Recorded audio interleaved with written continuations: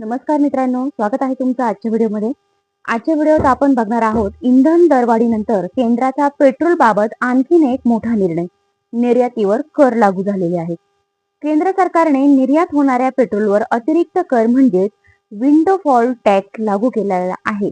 तर डिझेल आणि विमान इंधनावरील शुल्कात कपात केलेली आहे.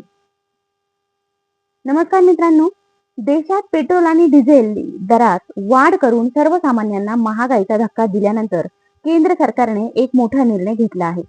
सरकारने निर्यात होणाऱ्या पेट्रोलवर अतिरिक्त कर म्हणजेच विंडो फॉल टॅक्स लागू केलेला आहे. तर डिझेल आणि विमान इंधनावर शुल्कात कपात केलेली आहे.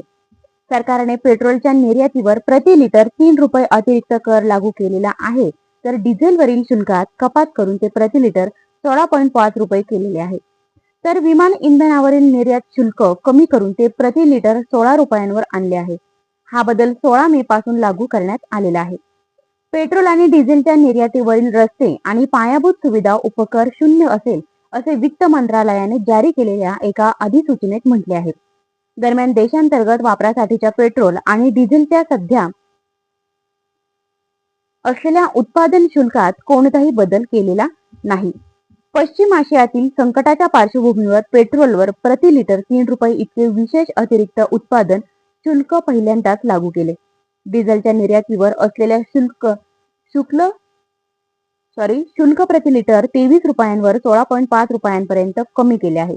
तर विमान इंधनावरील शुल्क प्रति लिटर 33 रुपयांवर 16 रुपये केलेले आहे.